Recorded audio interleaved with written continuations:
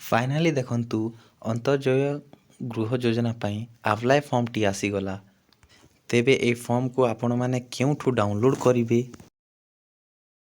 Deposit करिवे, एमिति कि ए फॉर्म केउ माने पकाई पारिबे बा एलिजिबल केउ माने जहाँकि एही गृह पाइबा पाई से माने मध्य अप्लाई करिवे।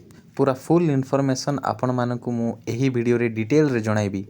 तो वीडियोटी को शेष पर्यंत देखंतु जहाँकि अंत्योदय गृह योजनार आसीगला अप्लाई फॉर्म। जानिबा पूर्वरु वीडियोटी को गोटे लाइक कर दियंतु और चैनल टी को फर्स्ट टाइम आस्थिले सब्सक्राइब कर दिकरी पाखरे थिबा बेल आइकन टी को प्रेस करी कि ऑल रे सिलेक्ट कर दियंतु। तो प्रथमे मु आपण मानको जणाइबी कि एही फॉर्म टी डाउनलोड किपरि करि पारिबे बा एहार वेबसाइट टी कोन रहिछि। तापरे मु आपण मानको कहिबी कि केमिति आवेदन करिवे। तो सर्वप्रथमे आपण मानको से फॉर्म टी डाउनलोड करबा पई आपणक निज क्रोम ब्राउजर को जिबाक पड़िबो। क्रोम ब्राउजर बा आपणक मोबाइल रे जे प्री इंस्टॉल वेब ब्राउजर अछि बा गूगल रे मते होई परबो। तो मु आपण मानको सजेस्ट करिबी क्रोम ब्राउजर बेटर बाहरे। तो क्रोम ब्राउजर को जिबे आ तापर सर्च करिबे, एथिरे गूगल को जिबे आ तापर सर्च करिबे अंत्योदय गृह योजना बोली। मु ऑलरेडी सर्च कर सारी। तो आपण मन देखियो सर्च हिस्ट्री देखा होछि। तो सर्च कर सारला परे आपण मानक सामना रे रूरल हाउसिंग बोली गोटे वेबसाइट आइस जिवो जोठरे कि the government of Odisha committee provide purchase houses of all houseless and those एते लिखा जाय छी। आउ आपण देखि पाथबे वेबसाइट रे लिखा अछि rhodisha.gov.in। एही वेबसाइट रे आपण माने सिंपली टैप करिवे। टैप करी सारिला पर आपण माने देखि पाथबे वेबसाइट टी खोली सारछि। तो एथिरे आपण माने कोनोसी मध्ये ऑप्शन देखिबा पय मिलिबो नाही। तो आपण माने सिंपली एही लेफ्ट साइड रे जो 3 लाइन अछि सेतिरे टैप करिवे। टैप करी सारिला परे होम अछि। तो होम रे टैप करिवे।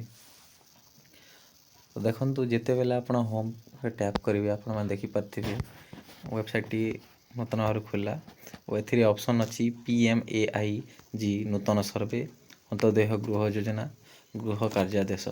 जेते बेला आपण माने PMAIG ए नूतन सर्वे रे क्लिक करिवे सेथिरे कोन अछि कि एबे जो ऑनलाइन होछि PM आवास योजना सेथिरे सेटा आपण माने देखिबा पाइबे। सेथिरे कोन नियम कानून अछि आवास प्लस केमिति डाउनलोड करिवे, केउ ऐप थ्रू रे ऑनलाइन करिवे सेथिरे एथरो आपण माने डाउनलोड कर पारिबे। और सर्वे सूचना निर्देशन तो आमको एथिरे कोनोसी मध्ये कार्य नाही। तो हम सिंपली बैक हो जिबा आ बैक हेला पर आपण माने आमे एथिरे अंत्योदय गृह योजना बोलिके एही लिंक रे आमे टैप करिबा। देखंतु जेते बेला आमे अंत्योदय गृह योजना टैप करिबा सेते लिखा जायछि ग्रामांचल सुरक्षित आश्रय स्थली पई अंत्योदय गृह योजना पूर्ण हेबो पक्का घर आशा विकसित हेबो हम ओडिशा। अधिक जानिपारे संपृक्त गोष्ठी उन्नयनकारी किंबा टेल फ्री नंबर एतकी जोगाजोग करंतु। तो आपण माने कॉल मध्य करि पारिबे। और एथिरे आपण माने प्रथमे देखिबा को पाइबे आवेदन पत्र बा एप्लिकेशन फॉर्म बोली। तो आपण माने सीधा एथिरे टैप करिवे। टैप करि सारला परे डाउनलोड हे जिवो। डाउनलोड होला परे पीडीएफ टी खोली जिवो। देखंतु एटा हला आवेदन पत्र। आवेदनकारी नाम आधार अनुजाई नाम फिलअप करिवे, पिता नाम, ग्राम, ब्लॉक, ग्रामांचल पंचायत, आधार नंबर, मोबाइल नंबर, लिंग पुरुष महिला तृतीय वर्ग, सामाजिक वर्ग SSC, संख्यालघु अन्य वर्ग 40% वा अधिक भिन्नक्षम हन ना, जन्म तारीख दिन मास वर्ष, बैंक नाम।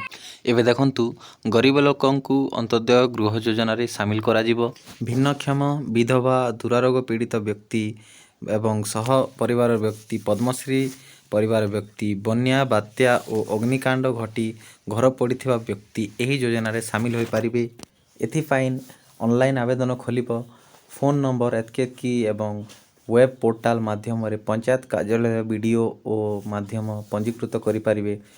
पंचायत माध्यम वीडियो सहित जोगाजोग पाई मंत्री को अनुरोध करिसंती।